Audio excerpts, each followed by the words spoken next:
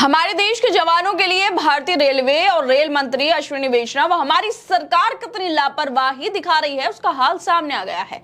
कभी बीजेपी के लोग सेना का अपमान करते हैं तो कभी कह देते हैं कि नरेंद्र मोदी के चरणों में हमारे सैनिक नतमस्तक हैं, लेकिन अब जब ऑपरेशन सिंदूर में पाकिस्तान को मुंहतोड़ जवाब देने वाले बीएसएफ के 1200 जवान अमरनाथ यात्रा पर जा रहे थे, वहां पे ड्यूटी देने के लिए जा रहे थे, जम्मू कश्मीर भेजे जा रहे थे, तो उन्हें ऐसी जर्जर ट्रेन दी गई जिसमें सफर करना तो दूर, उसमें चढ़ना भी मुश्किल था। ट्रेन की हालत इतनी खराब थी कि सीटें टूटी हुई थी, खिड़कियां और दरवाजे जर्जर थे, टॉयलेट गंदे और टूटे फूटे थे और डिब्बों में कॉकरोच का राज था। बीएसएफ जवानों ने इसकी वीडियो बनाकर रेलवे की लापरवाही को उजागर किया है, जिसमें साफ दिख रहा है कि ट्रेन किसी डंप यार्ड से उठाकर दे दी गई है। छत टूटी हुई, बिजली का कोई इंतजाम नहीं और महीनों से सफाई ना होने के निशान साफ नजर आ रहे थे। ये देखकर बीएसएफ अधिकारियों ने साफ कह दिया कि ऐसी ट्रेन में सफर करना नामुमकिन है। ऑपरेशन सिंदूर में बीएसएफ ने जिस बहादुरी से पाकिस्तान की कई चौकियों को तबाह किया, उसकी तारीफें खुद प्रधानमंत्री नरेंद्र मोदी और गृह मंत्री अमित शाह ने की थी। शाह ने तो कहा था कि बीएसएफ ने दुश्मन की निगरानी प्रणाली को चुन चुनकर ध्वस्त कर दिया, जिसे ठीक करने में पाकिस्तान को सालों लग जाएंगे। लेकिन उसी बीएसएफ के जवानों के लिए रेलवे ने ऐसी ट्रेन दी जो उनकी सुरक्षा और सुविधा के लिहाज से बिल्कुल खराब थी। जवानों ने विरोध किया, तब जाकर दूसरी ट्रेन दे दी गई। लेकिन सवाल ये है, ऐसी लापरवाही क्यों हुई? क्या हमारे जवानों को सम्मान से भाषणों और तारीफों तक ही सीमित रह गया है? ये घटना रेलवे और सरकार पर सवाल उठाती है। एक तरफ वंदे भारत ट्रेनों का ढोल पीटा जा रहा है, हर जगह उनका पीआर किया जा रहा है, लेकिन जब बात देश के रक्षकों की आती है तो उन्हें टूटी फूटी ट्रेनों में भेज दिया जाता है। रेल मंत्री और सरकार का सारा ध्यान सिर्फ वंदे भारत के प्रचार पर लग गया है, लेकिन जवानों की सुविधा और सुरक्षा को लेकर कोई गंभीरता दिखाई नहीं देती। क्या ऑपरेशन सिंदूर का नाम लेकर सिर्फ चुनावी रैलियां करनी है? जवानों की वीरता का गुणगान तो खूब किया जाता है, लेकिन उनकी बुनियादी जरूरतों का ख्याल कौन रखेगा? जवानों के नाम पर वोट मांगने में कोई कसर नहीं छोड़ी जाती, लेकिन उनकी सुरक्षा और सम्मान की जिम्मेदारी कौन लेगा? अमरनाथ यात्रा जैसे महत्वपूर्ण मिशन के लिए जा रहे इन जवानों को ऐसी ट्रेन देना न सिर्फ लापरवाही है, बल्कि उनके बलिदान और समर्पण का अपमान भी है। सरकार सेना का काम का प्रचार करने के लिए करोड़ों रुपए खर्च कर रही है, तिरंगा यात्राएं निकाली जा रही हैं, रेलवे स्टेशनों को सजाया जा रहा है, बाहर डेलीगेशन भेजी जा रही है ताकि ऑपरेशन सिंदूर के बारे में बताया जा सके। खूब पैसा खर्च किया जा रहा है, जगह जगह रैलियां की जा रही है, लेकिन जब बात जवानों के लिए एक अच्छी ट्रेन देने की आती है तो सिस्टम फेल हो जाता है। और इसी फेल होते सिस्टम को लेकर अब वरिष्ठ पत्रकार हैं रवीश कुमार, वो भी ट्वीट कर रहे हैं। वो लिखते हैं कि वंदे भारत की कोई कमी नहीं है, जो जर्जर ट्रेन से भेजा जा रहा था मना कर दिया, ये बड़ी बात है। बाकी ये बेहद गंभीर मुद्दा है कि जब वंदे भारत है, अच्छी ट्रेनें हैं, तो ऐसी ट्रेन क्यों 1200 बीएसएफ के जवानों को दी जा रही थी, जिसकी सीटें टूटी हुई थी, सीटें फटी हुई थी, छत टूटी हुई थी, टॉयलेट का बेहद गंदा हाल था, कॉकरोच थे, जो फर्श था उस पर गंदगी फैली हुई थी। ऐसा लग रहा था किसी कूड़ेदान से उठाकर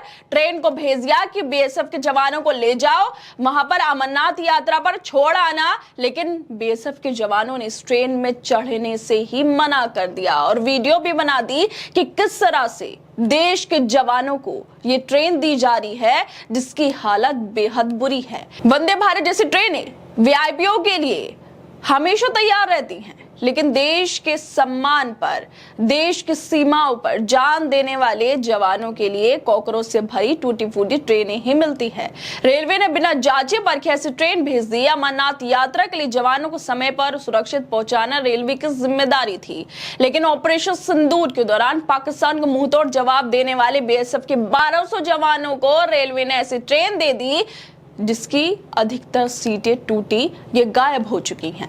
ट्रेन में कॉकरोच का राज था, खिड़कियां और दरवाजे थी लेकिन टूटे हुए, और टॉयलेट सीटों का बुरा हाल था। बीएसएफ के ये जवान त्रिपुरा और बाकी जगहों से अमरनाथ यात्रा के लिए सुरक्षा देने के लिए जम्मू जा रहे थे। बीएसएफ जवानों ने इसकी वीडियो भी बनाई, जिसमें ट्रेन की हालत बेहद खराब नजर आ रही है। लेकिन सवाल ये है कि आखिरकार जब ये ट्रेन दी जा रही थी तो किसी ने जांचा परखा नहीं?